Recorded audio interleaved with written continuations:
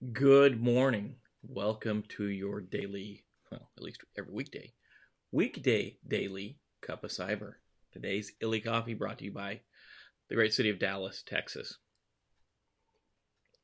As we start the day, um, it's Wednesday, we'll be talking about a threat. So, the threat we're talking about today is a piece of ransomware. It's called AKO Ransomware. And if you've been following along on the Cyber Insider track as we talk about Security Plus, you'll know what ransomware is, right? There's a bunch of different types of ransomware, and some of them are crypto lockers.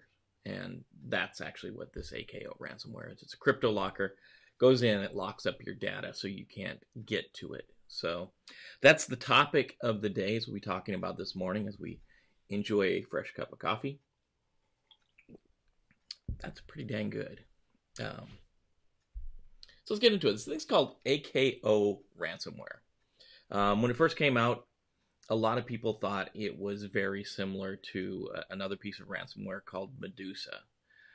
So they called it Medusa Reborn or New Medusa.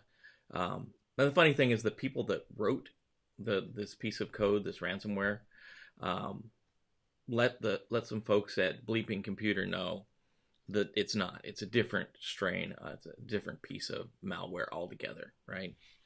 So when we look at this thing, vulnerable systems are Windows 10 desktops and Windows Small Business Server 2011. Those are the targets for this thing, and we'll see why later when we think about the way that this thing spreads.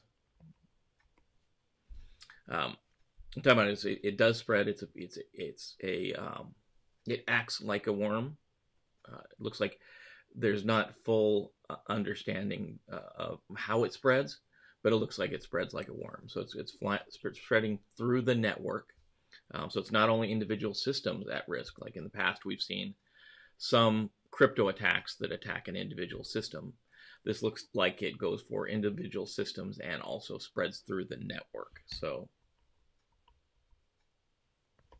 sometimes I get mixed up on that thing. So most people are thinking that this thing is most likely using remote desktop services to spread, right? And again, it's probably spreading as a worm, so it's spreading without user interaction. Normally, that's the way that a worm works. Of course, it is going to jump from one computer to another without user interaction. So if you are studying for your Security Plus exam, or you just want to know what a worm is, difference between a worm and a virus needs that user interaction, and a worm doesn't. A worm moves on its own, generally through networks. So, like I said, but it is not Medusa Locker. It's a different strain. It's a different virus altogether, according apparently to the folks that wrote this thing.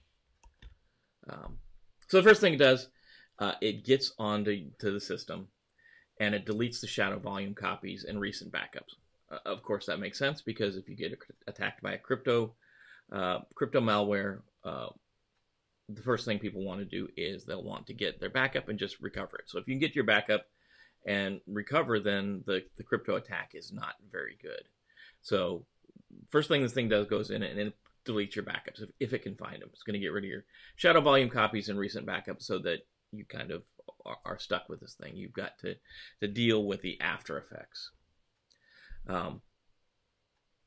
It disables Windows recovery, and then it starts the encryption process. It starts encrypting your files. And the crazy thing about this one, first thing, it's going to randomly add it adds a randomly generated extension to the files it's encrypting as it goes along. I should say that before we get too far.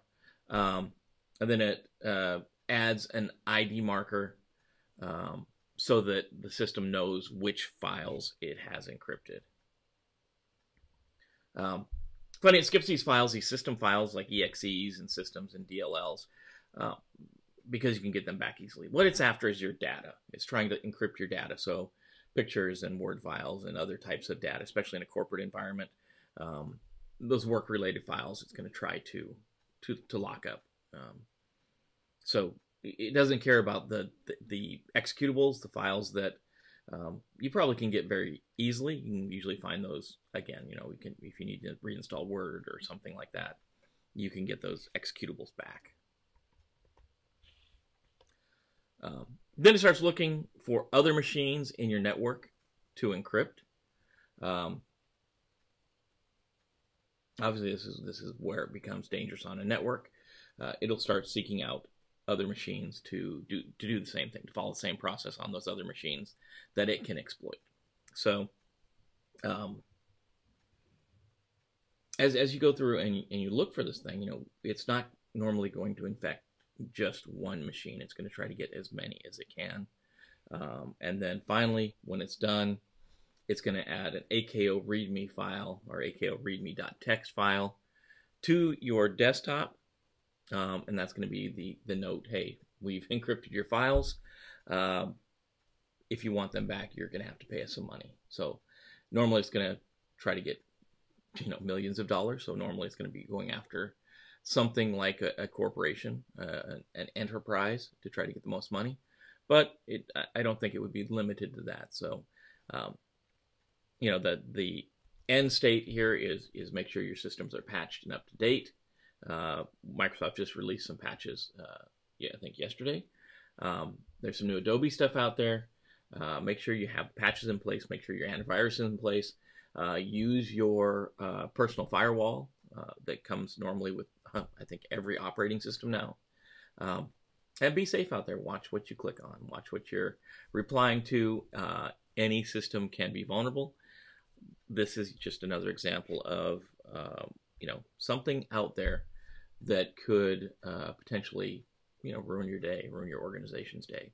So if you're worried about yourself, definitely take care of these things. If you're worried about your organization, if you're the security point of contact, you're the person responsible for security, keep things updated, keep them patched, keep the antivirus patched, keep your software patched and updated.